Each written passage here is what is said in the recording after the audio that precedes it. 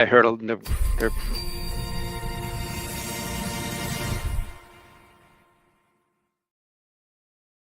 All right, Quasar Markets Live. We got him right here, Mike McGlone. He is literally the senior commodity strategist at Bloomberg Intelligence, Bloomberg, and we love it. We're glad to be. This is awesome stuff, Mike. And listen, let's be real honest. Everybody has been talking about one commodity, and what is it? I think it's a cocoa, or is it? Oh, yeah, it's oil, obviously, with the war here now. So, talk to us a little bit about what you're seeing in the markets, and I'll let you talk a little bit here before we pull the charts up. I think. Well, first and foremost, Steve, I appreciate how we started last week where you said I was hot and I needed to get my face ripped off, and I did. I did not think we'd close the Strait of Hormuz. The fact that it's closed for the first time in history right now is obviously the reason crude oil's up. Question is, how long does that last? And let's think about the motivations here for our president who made this decision to potentially end what was essentially a 47-year period of war and animosity of Iran towards U.S. I mean, I was pumping gas in 1979. I remember that revolution when the price went over $1 and we had to start charging in half gallons. So there's somewhat justification here, but the key thing is, did he calculate properly how this is going to look by midterms? I fully expect so, and I fully expect that. Let's not underestimate U.S. military. Now, I think it's a bit of a faux pas that the strait is closed, but we'll see how things look by Monday morning. And I want to show you a few charts on that initially to start off. But first of all, right now, we're seeing pretty significant short covering in crude oil. I show you this one. I show you here. This is the annual chart of WTI crude oil. We're $91 a barrel, massive pump. Obviously, look at last year was down. We've been downward for a while. That's the front contract. The contract for December, which will be front in October, when the elections matter, is 68. I fully expect this big red, big green to be a red by the end of the year. And here's the reason why. That's just what natural gas did. Natural gas is a big red on the year. Now, the contract that'll be front by the time the elections, and by the time we're in the midterms, is up. And that's the Jan contract. But this is crude oil. And the key thing to think about here is, bottom line is, how is this different from the past pumps? Now, this has been a bear market. The best way to cleanse a bear market and restart a bear market is to pump prices up. We did it for good reason, but this is the bottom line I want to show you on this chart is the U.S. is on pace to be a net exporter of almost 4 million barrels a day of crude oil and liquid fuels. Now, back in 2008 or so, when crude oil peaked at 145, we were a net importer closer to 11 million barrels a day. So you see, part of what's emboldening Mr. President and Mr. Trump is once the dust settles from this fog of war, and we can't not underestimate the U.S. military's ability to just obliterate enemies when they really want to with more and more lethal weapons. Once the dust settles, crude oil, I think, was going to end up with a red candle on the year. And what's the motivation, bottom line, for the world's leader of the most significant producer and net exporter of crude oil and natural gas?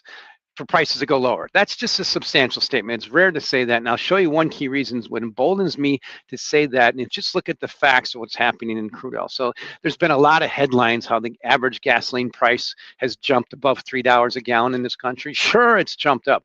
That's the same price as Q1 2008. So we're almost 20 years of unchanged. Over the same time period, CPI is up 50%. But the key fact is what's happening is the U.S. production of crude oil and liquid fuels has increased 170%. At the same time, the crude oil consumption of crude oil in the U.S. is flat, just like the price. So when we get through this period, I fully expect a collapse in crude oil. Something really bad has happened for it to go higher, and something really bad has already happened. The strait is closed. Now, if you told me that a week ago, and yeah, prices are up. If you told me a week ago, I would have said, no, it's very unlikely it's going to be closed. So to me, that's the key thing to be thinking about as we walk into this weekend. And I'm happy to go from there on. But in the meantime, we've had some data come out today, a little bit weaker than expected, but it's old data. It was during a pretty significant winter storm. The key thing that people aren't talking about is retail sales are running negatives versus CPI. This is the second month in a year. I track the annual basis.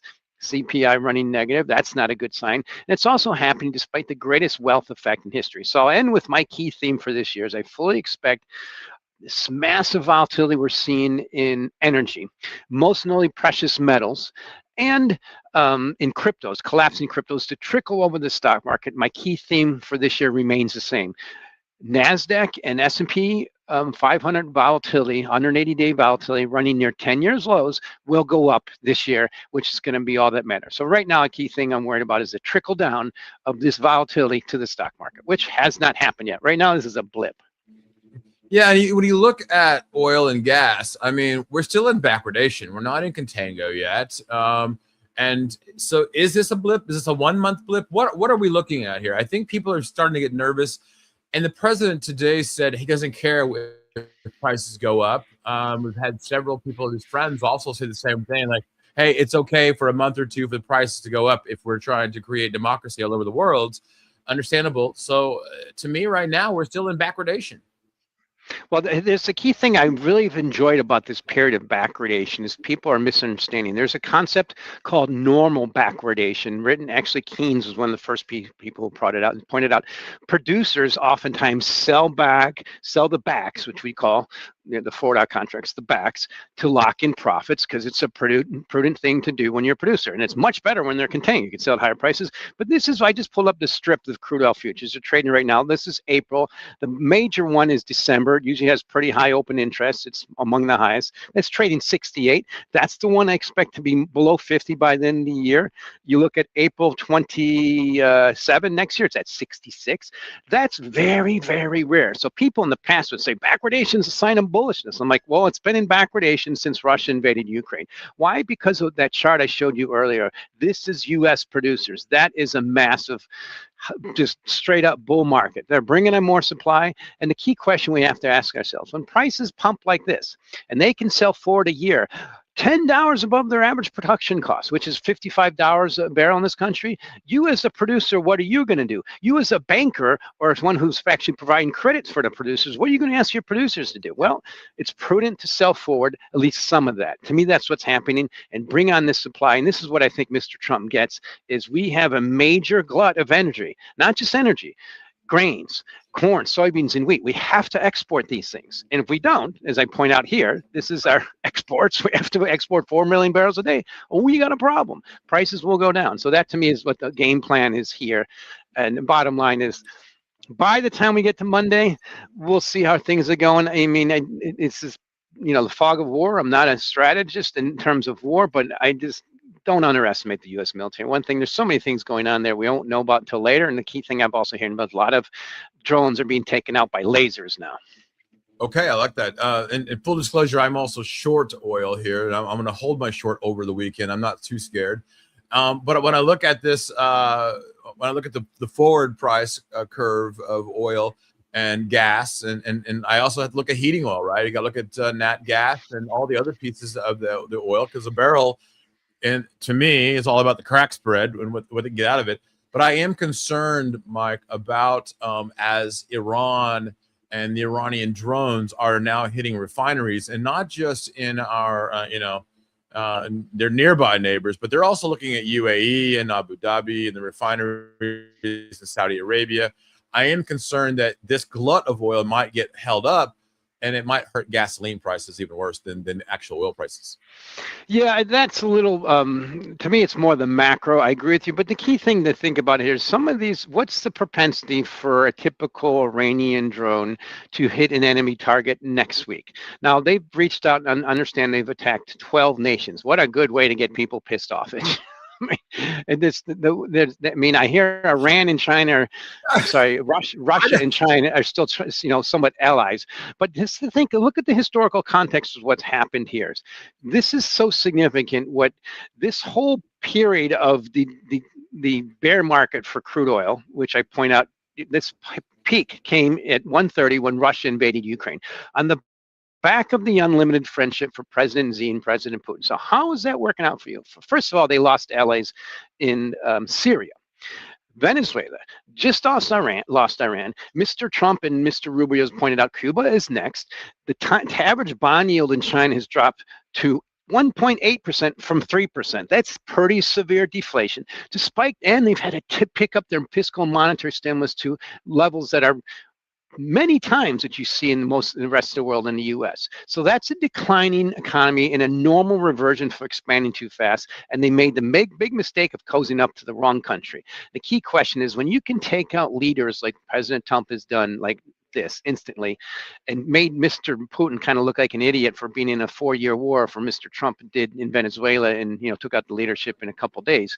This is getting quite significant, I think. And also the key thing I look at is this is the part of the signs of the beginning and the end for that geopolitical bid for gold. And gold is one of the worst performers. Silver has been one of the worst performers on the month since this happened. Gold's down, what, 4%? Yeah. To me, this is a sign of peak for the gold bull that I've been bullish forever and got off the horse a little bit too early. And things like silver are collapsing. But Okay, the so you're bottom line done is with that gold and silver. You're done with gold and silver. I love it. Okay, all right. So to just put that in context, I said and did the same thing last year with cryptos. I was early. Looked like an idiot for a while, look like less of an idiot now. Fully expect to look like an idiot in gold and silver for a while. I still think 100 in silver is a prudent short. I fully expect it back to 50. Shorting gold's a little different. It's like shorting crude oil is a little different, but now, as you mentioned, might be when the market tells you to short it, you're supposed to. But I still think the best, most significant, most important place to be this year is the simplicity of U.S. Treasuries, partly because when you expect volatility to increase in the stock market from about a 10-year low, you got to just be sitting back and waiting for opportunities. So now we've had a great opportunity, as you just saw, maybe sell a little crude or at least short some of that. Now you have to do that safe, cautiously. We've had some great opportunities to short Bitcoin initially at 94 at the beginning of the year, and just recently it bumped up to 74. That's a bear market. You're supposed to sell rallies in big bear markets. We've had a chance to sell copper above 6. Right now it's 582. We've had a chance to sell silver above 100. And one key thing is going to make me wrong on all those ideas if stock market stays low for a long time. If it just pops up a little bit, game on. Yeah, and I'm gandering over at my screens here, 4.115 now on the 10-year, and the TLT 88.84 here. Are you still concerned that you still like treasuries here? Oh, yeah. To me, today was another buy signal for TLT. It reminded me very much of 2008.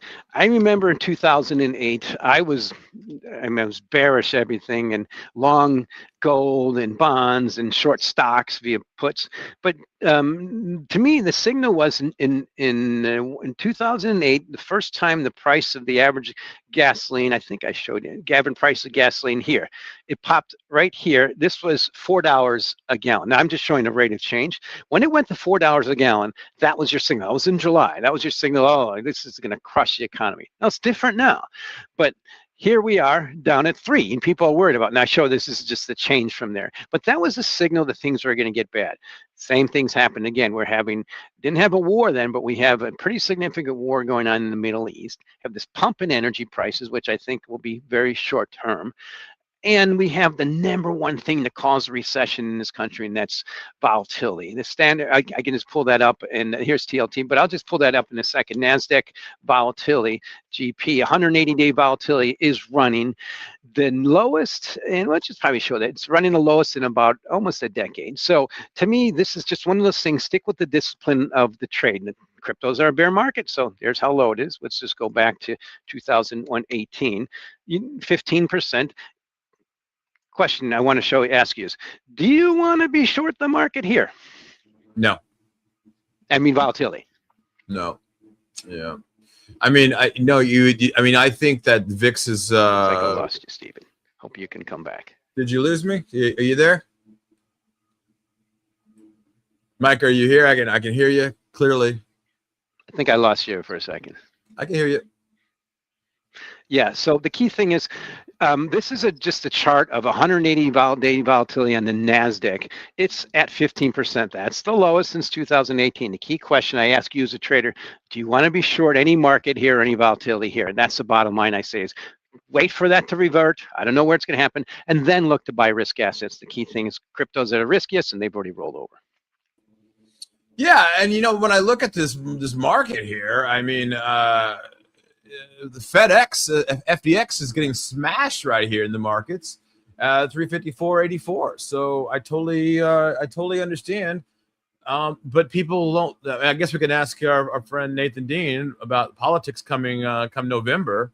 But it just feels like to me that markets seem to be headed in the wrong direction. I just don't feel like people are watching as closely with the stock market. Stephen, I think we've had some delays there. Might be a Twitter problem here. I can hear you. Yeah, I hear and see you now. I've lightened up some of my stuff I have on the screen, but I'm in a Bloomberg office. I should have the best connection possible. Well, it's so funny because the when I got my own lines put in my and here in the studio, I mean I have fiber everywhere, so I try to make that. But I think everybody's just watching oil, Mike. And the markets are burning up with data around the world. Let me get right back to it, Mike, and ask you before I let you go. When you look at the markets over the weekend, I'm going to stay short oil. I'm not scared here, and it seems like I'm expecting some tweet. Here we go. Energy Secretary Wright calls to reopen Indian Point nuclear power plant. Nuclear power coming on. I expect a lot of oil companies that are sitting on a glut of it to just start dumping their oil over the weekends. Oh, not so only that. The key thing is they're selling forward. I mean, what's the prudent thing to do? Yeah, I mean, they got to be. If you're running a business and your number one source of revenue just is you can hedge it a little bit and you don't hedge, that's silly. So that to me is a key thing. And what does that do? They bring on more supply, which means prices will go lower. So to me, this is a catalyst for lower oil. It's just a question of where it ends and where it peaks. For the watcher right now, the versus watching, can you explain what that means by dumping the forward contracts here? They're not so much dumping, is they're hedging. So I'll show you that this has been the case for years now. And it's what people haven't, I think some of the old guard people haven't understand that the answers are the same, but the questions have changed.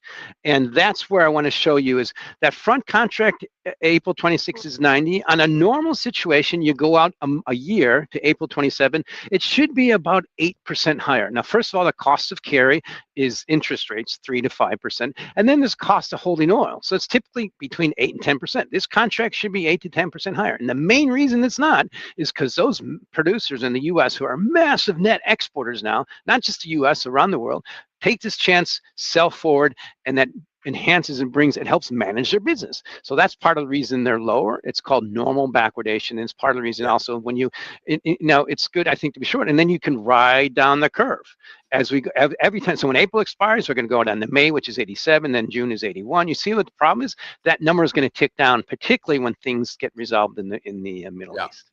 I agree. And I think that's exactly why I think I'm going to stay short. Mike McGlone, as always, we appreciate your time. I know it's very precious. We appreciate you and Bloomberg and giving us some insights weekly here on Fridays. I'm going to do something. I'm going to go take a vacation. I haven't done that very long, Mike. And so next week, not so much. But I look forward to seeing you in a couple of weeks and catching up. And hopefully we'll see oil prices slip back down and gasoline prices giving everybody a break here. Well, it's a question of time. The key point is the higher they stay elevated, the more it enhances the ability for the Western producers to bring on some more supply and pressure prices lower. And I wish you a nice vacation. I wish everybody a safe weekend. This is going to be quite interesting next week, and I fully expect that we're going to see the Hormuz open and crude oil going lower. Now, if it's higher from here, that's a problem. Okay, there you heard it from Mike McGlone himself. I love it. I'll see you in a few weeks here, Mike. Thank you, Stephen.